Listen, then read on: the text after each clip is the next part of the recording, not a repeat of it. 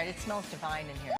Our next guest burst onto the culinary scene, incorporating his Filipino heritage into fresh, unique, modern dishes. And he is the owner of Flip Siggy and the Carriage House, NYC, in the West Village. As if being a restaurateur doesn't keep him busy enough. Oh my gosh. He's the host of Netflix's Cook at All Costs and his brand new Roku show, Dinner Budget Showdown, just premiered this month. And the best part, he's the proud father of his one-year-old daughter. Yay. Oh my gosh, there he is. We are shining a spotlight on Chef Jordan Andino this Asian American and Pacific Islander Heritage Month. Thank you for joining us. Of course. Let's get in here. Well, thank you so much for having me. Great to have you. Are you guys ready to eat? Well, we are, but we just want to get some business out of the way. Okay, deal. We're long-suffering Knicks fans, and we are still sad, but you're a Ranger fan. Yeah. So how's it going in your household? Listen, so fortunately, Jacob Truba, he's an investor in my restaurant, and you know, obviously been a staunch supporter. My business partner has been a lifelong Rangers fan, so I've now taken over that zeal and that zest. And honestly, I want to win because I know for a fact that Stanley Cup will be plopped right in the middle of our bar. They can have the celebratory dinner at your place, right? No, it's knock on wood, scheduled as long as things work out. All right. Yeah. But you're actually from Toronto. I am. So I was born in Toronto, lived there 10 years, moved to LA. I was there for 10 years, and I've been here now for 15. Wow. New York's home, though. How'd you end up here? Yeah. So I ended up here because I went to school upstate at Cornell. Okay. And then I just decided once I was East Coast, stay down here. I need that energy, that frenetic, fun hustle. Yeah. Of You're the an city. East Coast guy. Yeah. That's right. You can't deny it. Yeah. I feel the vibes.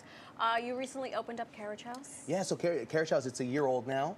Congrats. Thank you very much. For a New York City. babies. That's right. Another baby. Literally, baby and Twins. restaurant born within a month of each other. Oh, look at that. Insane. Oh my Insane. gosh. Yeah, so it's been a labor of love, to put it brightly. But you know, I've always dreamed of having a full service fine dining restaurant here in New York, and now I'm able to share that all with you, and like in terms of my approach to Southeastern Asian Filipino ingredients and technique, but also my French and Italian training. He's the League of Nations here. He's got it all covered. Yeah. I got it. Let's talk brunch, though. Let's talk. Okay, yeah. So you know, some of these dishes actually are available on our brunch menu, but we just launched brunch. It's on every Sunday, 11 a.m. till 3 p.m. Something's burning. Oh no, this is perfect. Oh yeah. shoot! You want it? You want it to touching. burn? It's like not burn, but smoke.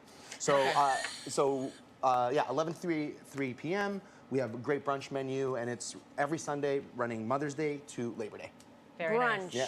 Now I understand, and I can say this because I had to work a brunch as a server.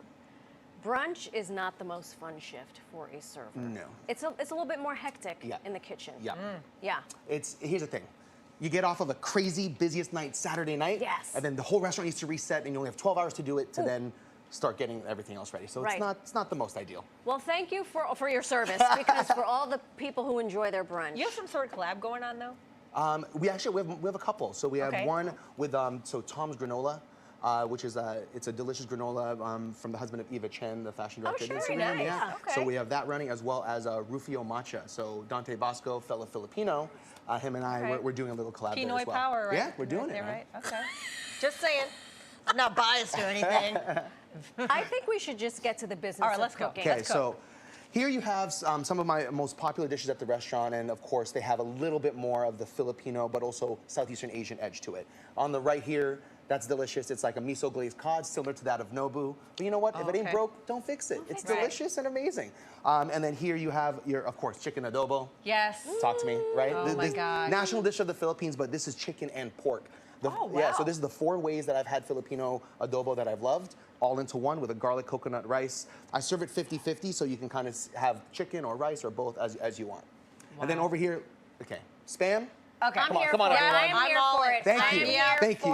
Spam croquettes, Gruyere mozzarella with a tamarind sinigang scallion ranch. Wait, there's sinigang in there? Okay, hi. So What's yeah, sinigang? okay, What's so that? Explain to her. Please, So sinigang, it's a tamarind braised like stew, sometimes salmon, sometimes pork, sometimes beef, but it's known for the sour tamarind flavor because it's sweet. It's like kind of sweet, so definitely sour, it's divine. and divine. Yes. Okay. So you know, I like to incorporate. Yeah, I put a little fun little take on it all. This is smoking because I'm going to show you this right now. Okay, I'm going to move over please. here. And so right here, Chef. Let's go. So part of this demo right now is I want to show people how to make our snapper in papillote. Now, it looks like this when it's complete, okay? Oh. So because beautiful package. Yeah, right. So, but because we don't have the kind of equipment that we normally have, I'm going to show you how to all make it with a tin foil in Papillote. Sure. And really what this just means is it's whatever is cooked snapper in Papillote in paper. In paper. So very simple. You have this. This was what's going to go on top after we're done. Okay. And you have your Chinese broccoli leaves, some fresh jasmine rice. Then what you're going to do is you're just going to put this delicious piece. Actually, this one's bass, but we also use snapper and or bass. Okay. And then you always have to season. It's a little blend of some salt and pepper right here. Always season as you go. A lot of people need to liberally season. That's why food at home may not taste as good. Chef, I have a question. Yeah. If we don't have access to Chinese broccoli leaves, can we swap that out for something? Great question. Kale, rapini. Kale, rapini, spinach. A leafy green. Any leafy green, yeah. Any of that works. Okay. So here you have it. It looks like this. And then what you're gonna do is you're gonna pour your sauce. This is miso, mirin, soy, a little bit of lemon, honey, and sugar. Then you're just gonna pour it all around. Wow. And then this is gonna create the steam that's necessary to flavor everything, but also cook it properly. Isn't that something? Another question. That rice was cooked, yes? Yes, rice was cooked. Everything here is cooked except for the garnish. fish. So then what happens is you just put this right on top, and then this is a little technique you see in like culinary schools. You just do a fold, and then every fold just gets another fold halfway. And then as long as you do this with patience, a lot of people and a lot of chefs don't have that.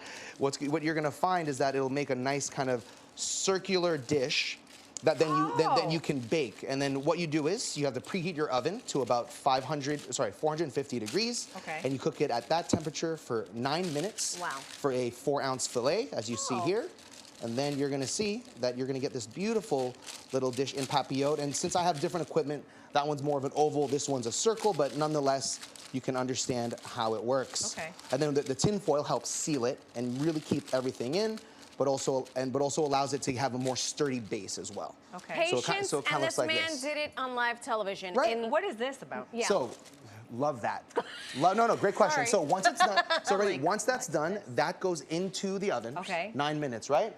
This is smoking hot oils, grapeseed and sesame oil. Okay. So this is actually more of a classic Chinese Cantonese style preparation. Well, aren't you fancy? So although the flavor and some of the ingredients are Filipino, I derive a lot of my ingredients from also Southeast Asia. Right. So once you make this, you're gonna see, once it's cooked, get ready for the reveal, you're gonna tear it open, and you're gonna see it looks like this inside.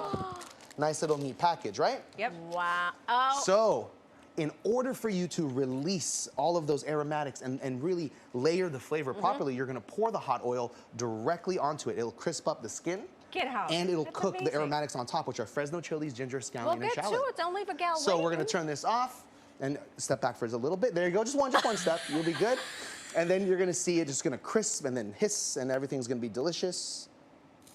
Oh my gosh, that's insane. That's so cool. Like this. Do you serve this table side? I serve this table side at the restaurant, just like this. Wow. And there you have it. So once you Well, hit it there, Chef- notice Wow. everything was frying. That was Sorry. amazing. Chef And then- Jordan, you Stuff. conveniently did not give us forks, so we will eat this Oh, in the yes, break. on the break, guys. But there you So go. great. Right? Oh my gosh, thank you so much. Thank you. You Nice at to home, meet you you. can follow and stay up to date with all of this deliciousness at his Instagram at fork_knife. I see Yeah, what you did Which there. we are fork lacking underscore right knife. now. Fork.